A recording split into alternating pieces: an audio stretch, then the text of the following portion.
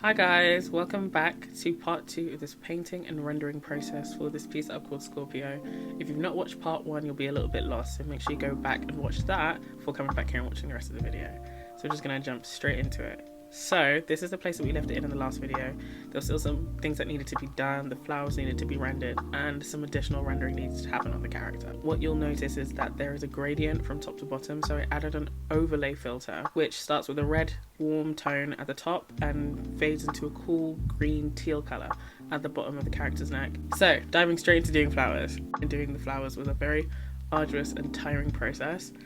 I'm quite impatient as an illustrator and an artist, so sometimes I find the really finicky details really difficult to do, and I struggled with the flowers as a result. You'll see me switch from focusing on the flowers to going back to the character to focusing back on the flowers again. It jumps around a bit, but this is an honest channel where I'm going to be very honest about how I go about doing art in my process, so I thought it best to just clarify that now in case it seems a bit confusing.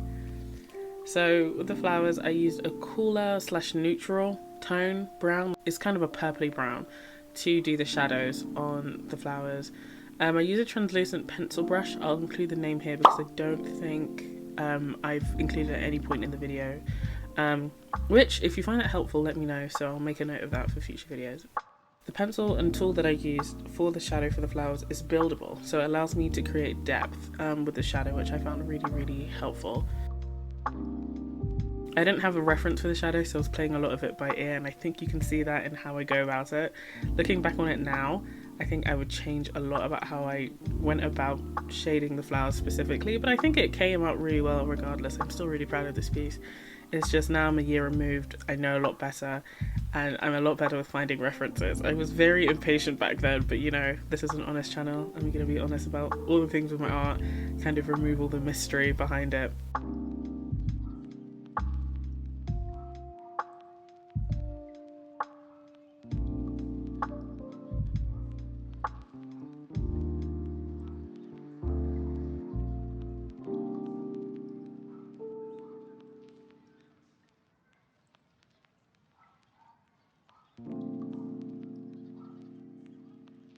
Okay, so this is where I cheat and use my advantages as a digital artist, because I copy and pasted the initial shadow layer that I did on one of the flowers and put it onto another one. It doesn't completely work though, so I think in just a second you'll see me give up and move on to a different part of the painting. I think, in fact, I know that the first flower really exhausted me and I was finding it very difficult to focus on the detail, so I was just like, right, moving on to a different part. So I've switched back to the character now, and I'm going back in to redefine the shadows, to make sure planes are delineated with adding more lines and deepening shadow around the character's neck.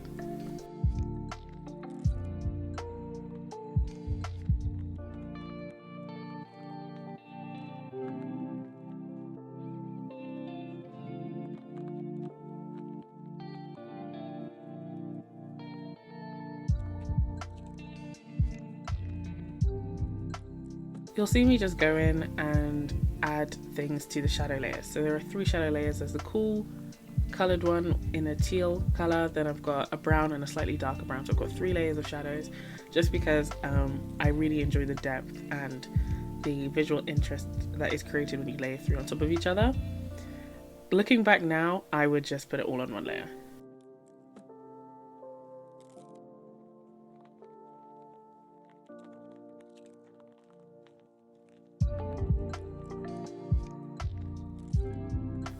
Okay, I've gone back to the highlight and I'm adding small highlights around the character's face, being a lot more specific where I put them now because I really did like where the highlight was, but I just wanted to add some more detail around the nose, around the bridge, and you'll see me flicking back and forth between the shadow and the highlight layer, just really trying to push and pull the values to a place where I feel comfortable.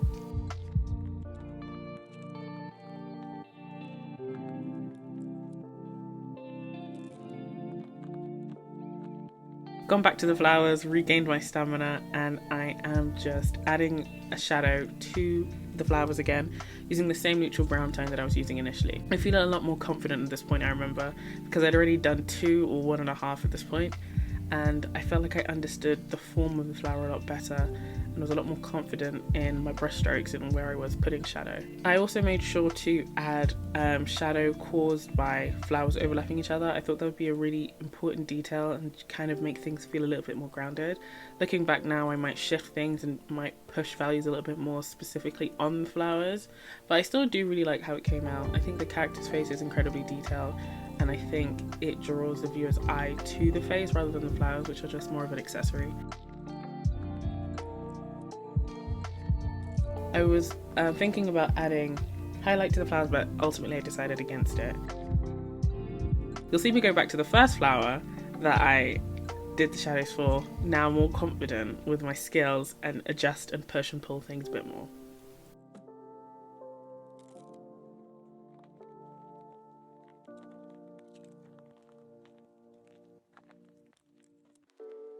I'm using the same neutral brown on the leaves, using the same buildable brush that I've been using on the flowers. I really did like the soft focus it kind of gave the flowers, making it feel a little bit more painterly rather than structured. I think that's the vibe for this overall piece, kind of soft, but the harsh lines of the character's face and also on the flowers creates a nice contrast.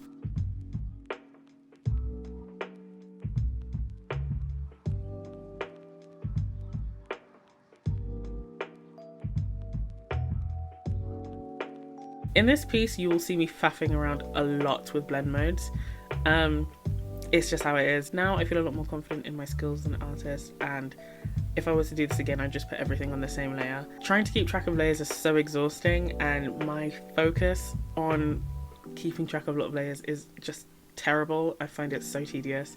So now I would just rid myself of the faff and just do it all on one layer.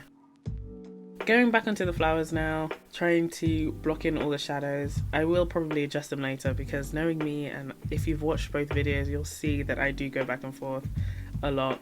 In a lot of ways, I do wish I was a lot more streamlined. I feel like it would be a lot easier for me to make videos, first of all. Also to explain my process and maybe even create tutorials. But this was a year ago, and I think as my confidence has grown in my artistic ability, I feel a lot more confident about how I work. And thus, I think I do flip-flop a lot less. I still do, of course. A lot of that I think might be due to my particular peculiarities. But looking back, it's so interesting to see how I worked and how much that has changed over the past year.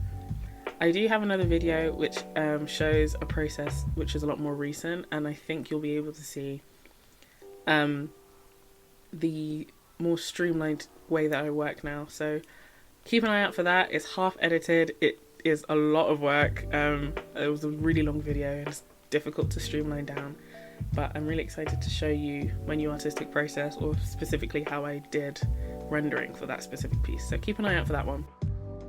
Adding final shadows to the flowers in the back. I think that one was my favorite because I really like how it turned out.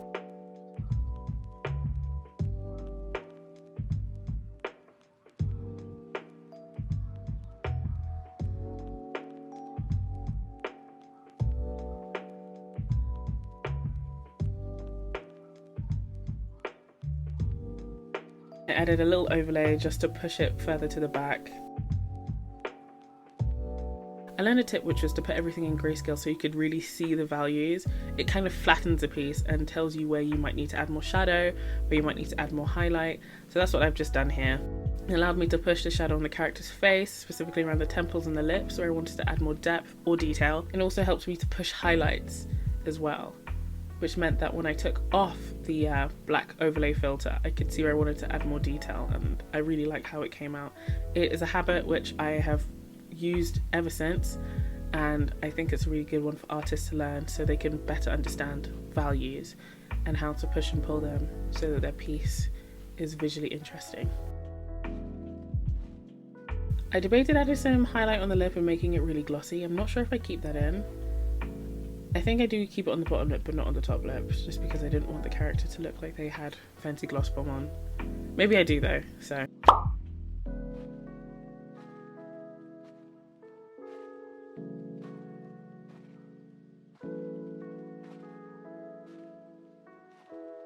Adding some final shadow to the snake at the bottom, just so it has a bit more form and doesn't feel flat. Really rudimentary, simple stuff.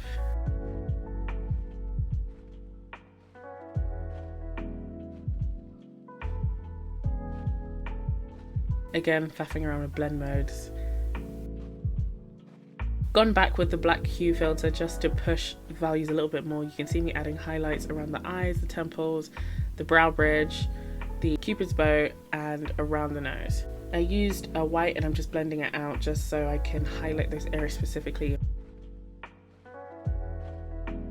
When I take off the black overlay filter, I adjust the opacity so it doesn't feel so stark and stand out so much. But I do really think that adding the extra highlight and adjusting them slightly really made the character's bone structure pop.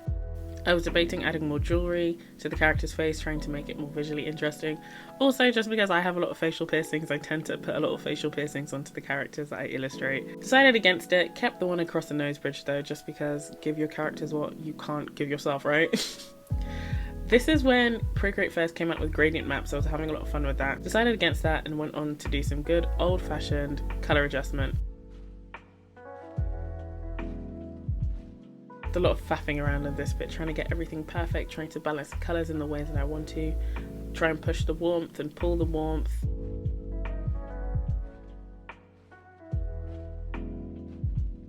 And now we are finished.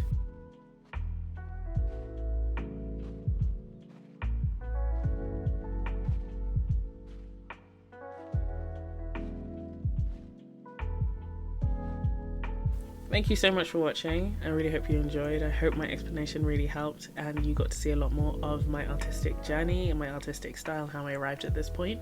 If you like this video, comment down below, tell me what you like. For now, I'll see you when I see you. Hopefully we'll be soon with another video. Leave a like, comment and subscribe if you enjoyed, and I will see you soon. Bye!